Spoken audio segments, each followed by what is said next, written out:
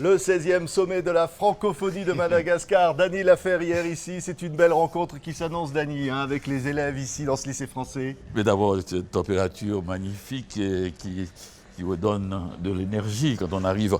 C'est un long voyage, c'est près de 12 heures de Paris, mais dès qu'on met le pied sur le sol, on est comme réénergisé et de se retrouver ici pour la première fois. Et là, c'est un lycée, c'est merveilleux. Magnifique. C'est la jeunesse francophone qui est là, Dany Laferrière. Absolument.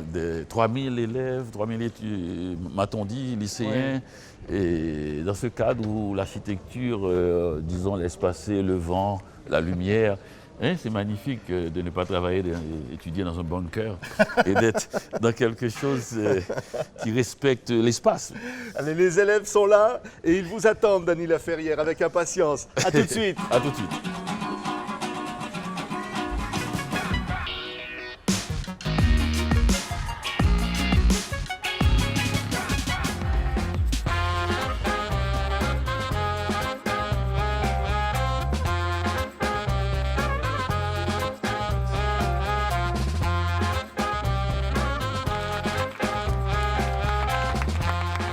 C'était surprenant les questions, Dany. Ah oui, bien sûr.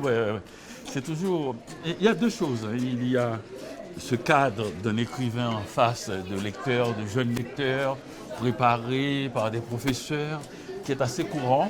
Et il y a toujours la surprise. Ouais. Il y a toujours des regards. C'est pas ceux qui posent des questions parce que moi je suis assis en face d'eux, je vois leur visage.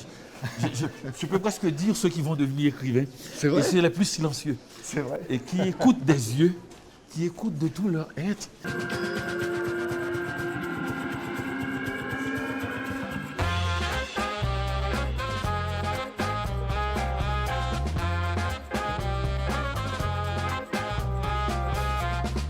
Dany Laferrière, voilà, ils sont tous là, ces jeunes là, de ce lycée français ici d'Antananarivo. La francophonie, c'est un combat. C'est un combat finalement d'écrire, de vivre. Ah ben c'est un combat partout, c'est un combat. Je viens d'un pays, par exemple, Haïti, où il y a eu un tremblement de terre, où il y a eu des cyclones, le choléra. On se bat pour vivre.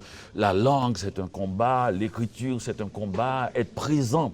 C'est la présence au monde, c'est-à-dire plus fort que la langue, plus fort que l'écriture. Le fait même d'être là, vivant, de respirer, puisque la chose la plus importante pour un être humain, c'est encore l'oxygène.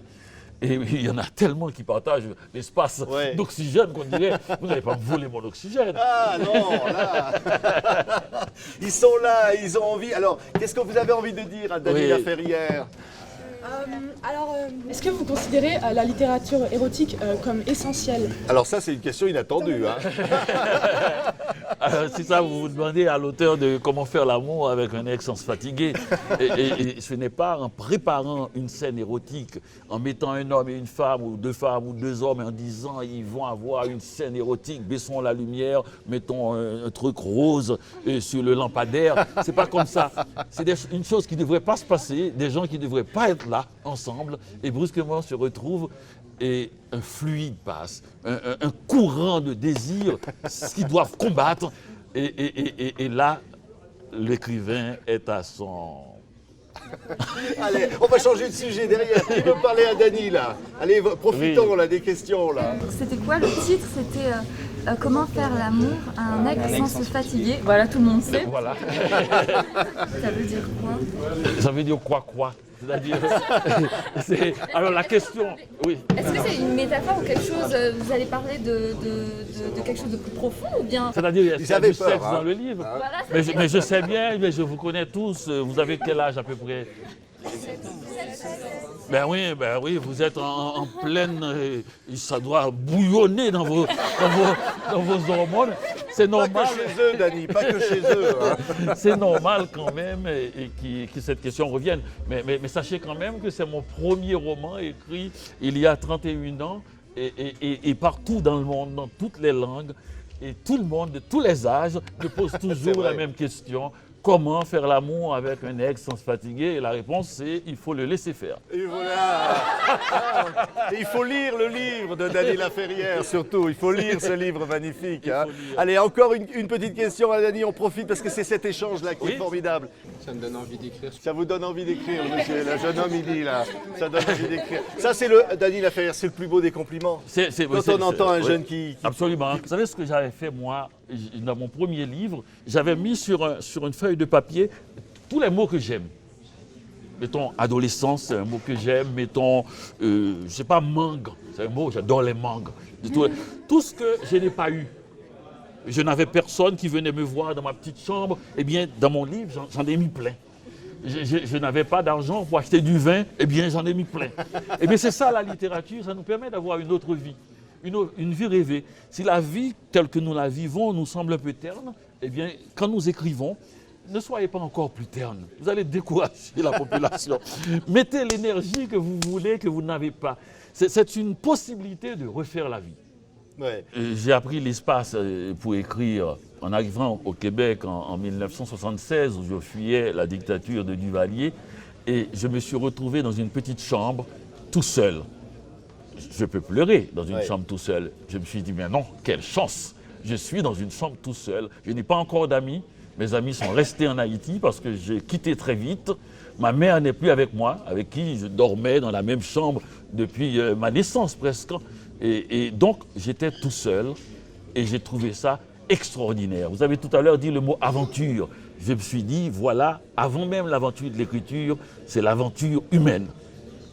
Ma vie, pour la première fois, était entre mes mains.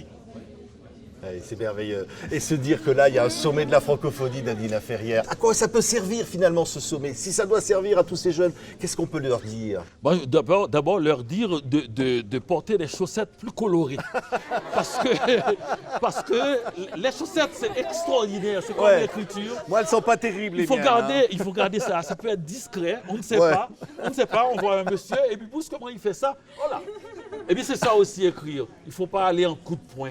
Il y a des gens qui disent « Oh, la première page, il faut ça vous attrape à la gorge ». Non, on n'est pas en train de se battre. C'est une séduction, l'écriture.